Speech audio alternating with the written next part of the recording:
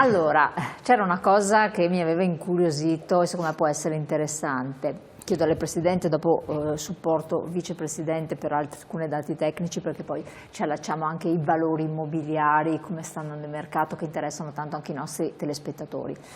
Voi fate delle anche, ha detto, valutazioni di un immobile, quindi che valore può avere, perché magari uno dice posso permettermi di vendere la mia casa e con quei soldi comprarne una nuova, o devo accendere anche un mutuo, ma che valore avrà, a chi mi posso rivolgere? Voi siete queste figure professionali di riferimento? E quanto conta l'agenzia di zona a questo punto? Cioè, devo rivolgermi all'agenzia di zona o questi dati sono in possesso per la valutazione di un immobile di qualsiasi agente possa esserci nella città, insomma? Perché questa è un'altra cosa non sempre chiara. No, ma è giusto far chiarezza a riguardo e quindi riprendo un po' quello che dicevo in precedenza. L'agente immobiliare è la figura più idonea per fare la valutazione di un immobile rispetto alla congruità di mercato, ma per il primo motivo essenziale, che affronta il mercato tutti i giorni, e quindi per questo motivo è evidente che conosce quelli che sono i parametri e conosce al meglio quelle che sono le dinamiche di un mercato che chiaramente può essere anche variabile nel corso del tempo. Perché i parametri sono sia lo stato in cui si trova l'immobile, con i valori catastali, ma anche la contestualizzazione in un certo quartiere, in una certa area ben specifica della città, giusto? Assolutamente sì. Allora, la valutazione di un immobile va fatta prendendo in considerazione ovviamente il primo dato, che è quello della zona, e poi tutta una serie di caratteristiche dell'immobile, e quindi la vetustà, le condizioni quindi interne, esterne, e quelle che sono le caratteristiche anche proprio dell'edificio, e quindi se è un appartamento, in un condominio, in una situazione più autonoma, e in un contesto chiaramente decoroso o meno decoroso, quindi tutta una serie di elementi. Ed ecco perché anche rispetto a quello che oggi il mondo web ci mette a disposizione, non si potrà mai dare con quegli strumenti una valutazione corretta, perché solo la figura professionale sa distinguere di volta in volta quelle che sono le caratteristiche tra un immobile e un altro. Le faccio un esempio banale ma che rende l'idea. All'interno di un condominio potremmo avere 2 o più appartamenti da vendere, ma tecnicamente con caratteristiche diverse e quindi con valutazioni comunque differenti. Tanto per farle un esempio, un esempio pratico. Referente di zona, ma fino a un certo punto, nel senso che un agente immobiliare qualificato comunque ha una conoscenza di una macro zona, ragion per cui il referente può essere d'aiuto certamente, ma non è fondamentale che sia squisitamente quello di zona. Ecco, a questo proposito voi avete in mano un po' la situazione, lo fate periodicamente, dei valori degli immobili, giusto Vicepresidente? Messaggio, sì. Fate un lavoro bellissimo perché vendete sogni. Bello, sì, vendiamo sogni. Sì, è vero, vero. che molti sperano che si possano realizzare. Sì. Come sta andando il mercato? Come è andato? Perché, e come sono i valori in generale? Allora, per quanto riguarda il 2025, perché ormai insomma abbiamo chiuso il 2025, possiamo parlare di dati effettivi che abbiamo in mano da parte dell'Agenzia delle Entrate per il trend dei primi 6 mesi ufficiale. Sicuramente è un mercato in aumento, quindi dal punto di vista del Veneto si parla di un aumento del 10% di numero di transazioni. Numero di transazioni. Media delle vendite, sì.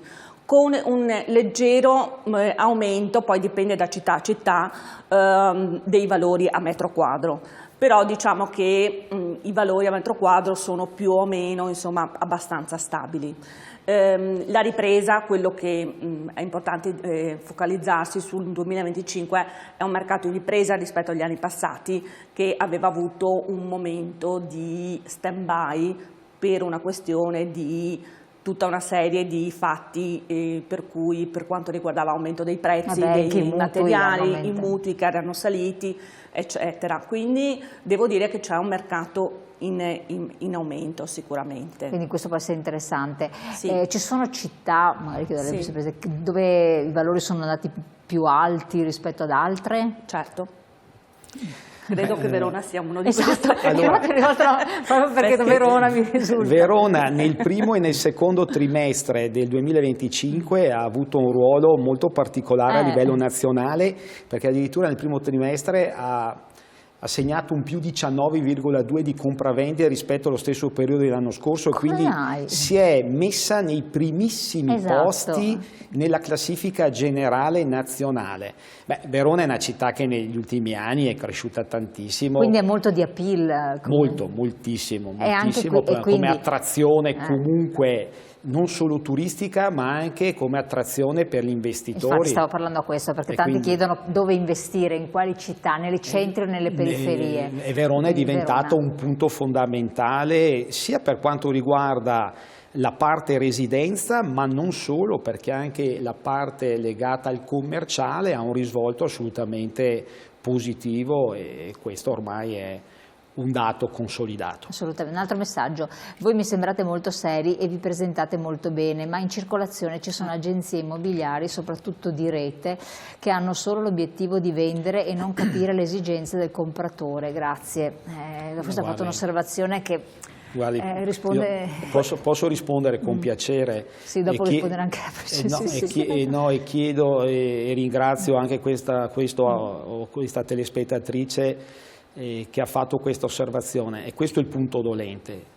Purtroppo questo modo di vedere l'agente immobiliare non sempre con quella sfumatura positiva. Mi rendo conto che, come in tutte le categorie professionali, c'è chi lavora bene e c'è chi lavora ovviamente meno bene. Si tratta di conoscere prima di tutto il professionista con cui tu andrai a lavorare. Come si fa? Ma guarda, è molto semplice. Intanto comprendiamo se ha le caratteristiche per poter svolgere la professione. Quindi noi è da anni che indichiamo ai consumatori che nel momento in cui incontrano un agente immobiliare che non hanno conosciuto in precedenza, di chiedere anzitutto i requisiti professionali, che sono l'elemento essenziale per comprendere se iniziamo intanto un percorso serio. Quindi che non ci sia l'abusivismo, e dopo andremo sul capitolo abusivismo, ma ci sono agenti, tra virgolette, un po' più improvvisati, insomma, che non hanno magari una preparazione, oppure più sbrigativi. Ecco, poi c'è la seconda nicchia, che sono quelli regolarmente iscritti, che quindi hanno i requisiti, ma che non hanno purtroppo compreso quello che deve essere il metodo serio per svolgere la nostra professione, che nel riassunto è tutto quello che abbiamo detto in precedenza. Bravissima, ma allora che cosa deve... il problema per molte persone è dire un passaparola, quelli sono seri, come si fa? Perché se uno ha un immobile, a un certo punto viene la necessità di venderlo, viene comunque aggredito da tante agenzie, che in qualche modo ti spalesano la persona che dice: ma io non so io più. credo che comunque a volte il passaparola, e credo che siano i clienti a volte migliori nel senso che arrivano, che hanno già un feedback magari da un conoscente, un amico, un parente, qualcuno che li ha indirizzati verso quell'agenzia.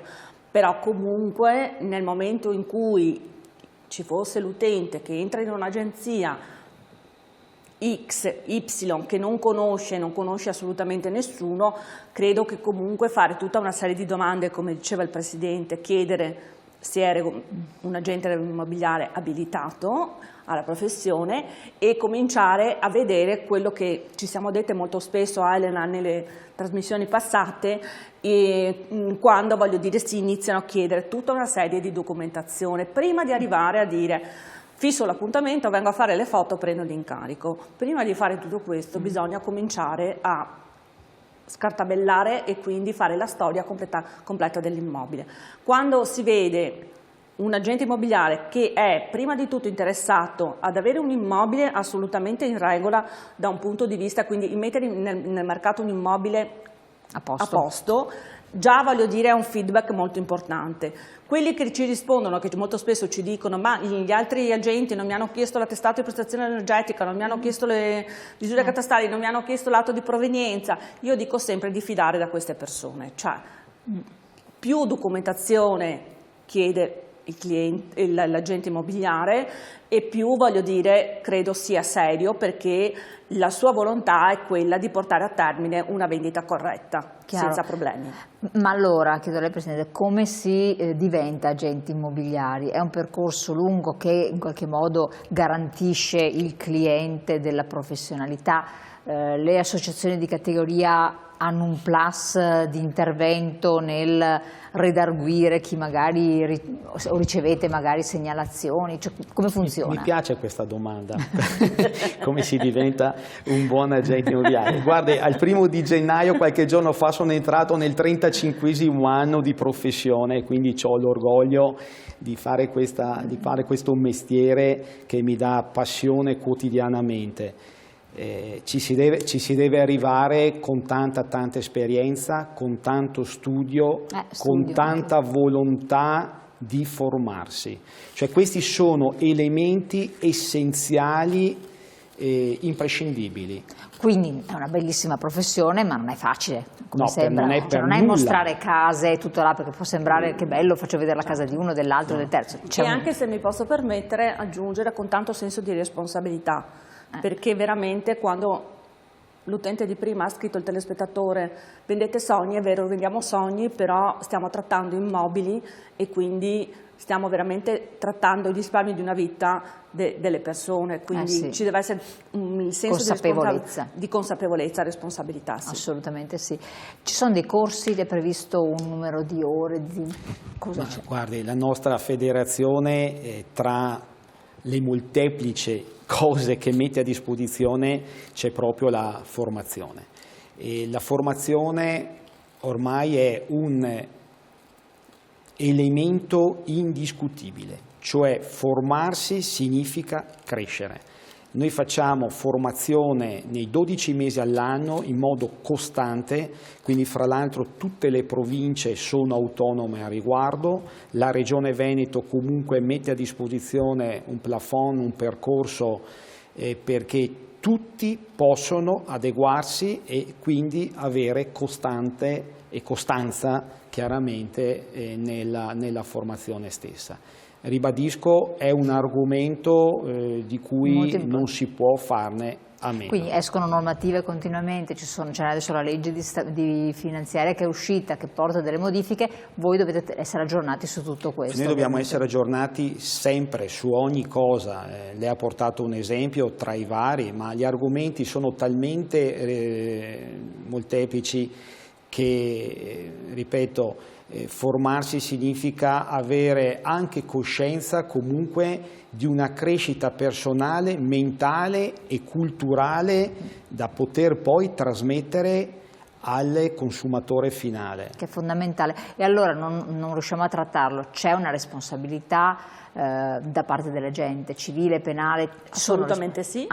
E abbiamo ovviamente anche l'obbligo, abbiamo la responsabilità di comunicare al cliente tutto quello che di cui siamo a conoscenza, però non è più come una volta, cioè oggi ci sono delle responsabilità effettivamente oggettive in cui noi dobbiamo fare tutta una serie di controlli, assolutamente, e per questo abbiamo anche l'obbligo di avere un'assicurazione, perché noi per poter svolgere la nostra professione dobbiamo essere assicurati. Assolutamente. Ecco, il capitolo responsabilità so che interessa tanti telespettatori che ci stanno seguendo, perché effettivamente apre anche tutta una casistica, quindi sarebbe anche interessante poterlo affrontare, perché fa comprendere ancora di più quanto è importante il ruolo di chi può essere da intermediatore, chi ha un ruolo anche sociale, come dicevate. Ma il tempo è volato. È volato. E allora, grazie a lei Vicepresidente, grazie, e in bocca al lupo per il nuovo incarico a livello regionale. Grazie a lei Presidente, anche lei nuovo incarico a livello regionale. Grazie a voi. E quindi le ringraziamo. E a voi cari telespettatori, speriamo che sia stata utile e interessante questa trasmissione. Io vi invito comunque a rivederla poi naturalmente anche sul YouTube e sul web, e poi se avete dubbi o perplessità rivolgetevi a FIAIP, che vi può indirizzare ovviamente e dare delle indicazioni che possono essere sempre importanti e utili. Buon proseguimento.